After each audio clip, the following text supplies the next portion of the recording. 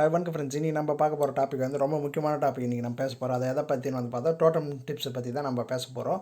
அது எதை பற்றினா இப்போ இருக்கிற காலகட்டத்துக்கு, அதான் வந்து இப்போ இருக்கிற சீசனுக்கு ரொம்ப முக்கியமான வீடியோ அது. அது எப்படின்னு பார்த்தா நம்ம சம்மர் சீசன் வந்து பிளான்ட் எப்படி நம்ம மெயின்டைன் பண்ணுறது இல்லை ப்ரொடெக்ட் பண்ணுறது எப்படின்றத பற்றி தான் இந்த வீடியோ வந்து ஃபுல் அண்ட் ஃபுல் வந்து இருக்க போகுது.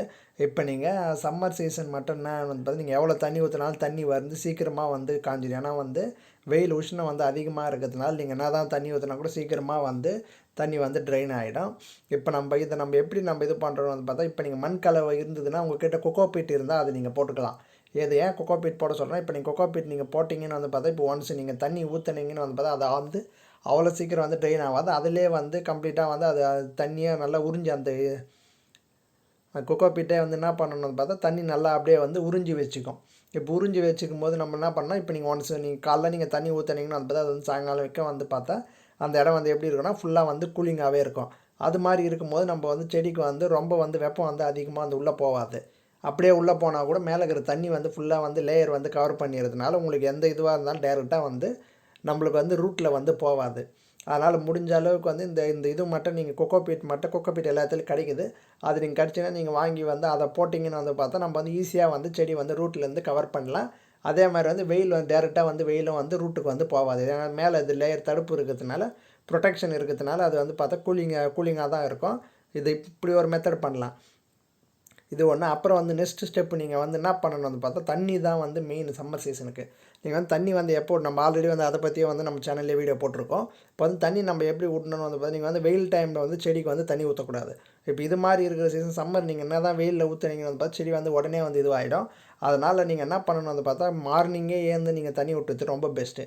அதை மார்னிங்னா எப்போ சொல்கிறேன்னு வந்து பார்த்தா 7 o'clock, அதை வந்து வெயில் வரத்துக்கு முன்னாடி நீங்கள் ஊற்றிட்டீங்கன்னு வந்து பார்த்தா அந்த வெப்பம் வந்து அவ்வளோ சீக்கிரம் வந்து இது எவாப்ரேட் ஆகாது.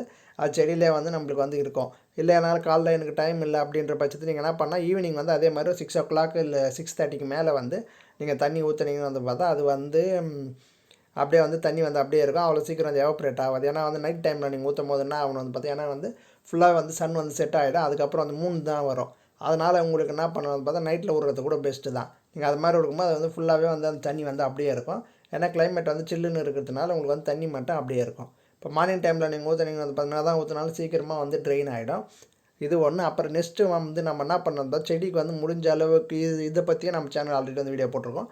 அதை மூடாக்கு நீங்கள் முடிஞ்ச அளவுக்கு செடிக்கு வந்து எவ்வளோ நீங்கள் கவர் பண்ணுறீங்களோ அவ்வளோ வந்து பார்த்தா பெஸ்ட்டு. இப்போ நீங்கள் மூடாக்கு போகிறது ஏன் பெஸ்ட்டுன்னு வந்து பார்த்தா, இப்போ சம்மர் சீசனில் தான் வந்து நம்ம மூடாக்கே போடுவோம். இப்போ அதே வந்து குளிர் காலத்தில் மழை காலத்தில் வந்து நீங்கள் மூடாக்கு போட்டிங்கன்னு வந்து பார்த்தா செடி வந்து அழுகிடும். ஆனால் சம்மர் சீசன் பொறுத்த வரைக்கும் அப்படி கிடையாது.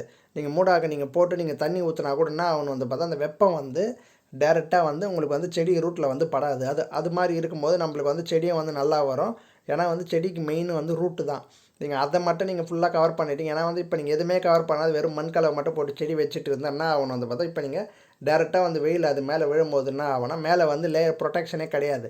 அதனால் வந்து இது வந்து டேரெக்டாக வந்து ரூட்டுக்கு போகிறதுனால செடியே வந்து வளராது, ரொம்ப பட்டு போன மாதிரி ஆகிடும். அதனால் நீங்கள் வந்து அந்த ரூட்டை கவர் பண்ணுறது தான் வந்து பார்த்தா நம்ம மூடாக்கு போடுறோம்.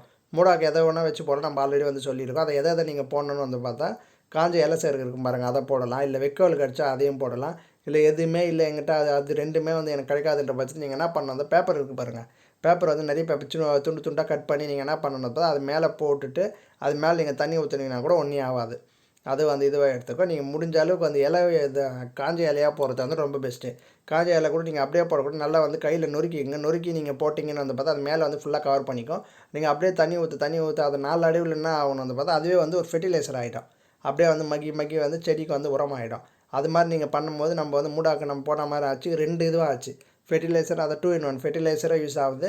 அதே மாதிரி வந்து மூடாக்கு வந்து செடி வந்து ரூட்டு கவர் பண்ணுறதுக்கும் வந்து யூஸ் ஆகும். இப்போ நீங்கள் இதெல்லாம் வந்து கரெக்டாக இந்த சம்மரில் நீங்கள் மெயின்டைன் பண்ணிங்கன்னு வந்து பார்த்தா நீங்கள் வந்து எதிர்பார்த்த அறுவடை வந்து நல்லா எடுக்கலாம். இப்போ ஒரு சில பேர் வந்து கேட்குறது என்னென்னா, என்கிட்ட இது நிழலே கிடையாது, ஃபுல்லாக வெயிலாக இருக்கும் அப்படின்ற பட்சத்தில் வந்து நீங்கள் வந்து எங்கே நிழலாக இருக்கோ அங்கே தூக்கி வந்து செடி வைக்கிறது வந்து ரொம்ப பெஸ்ட்டு. இப்போ க்ரோ பேக் அது மாதிரி இருக்கும்போது நீங்கள் வீட்டு உள்ளே கூட எடுத்துன்னு வந்து வச்சிடலாம்.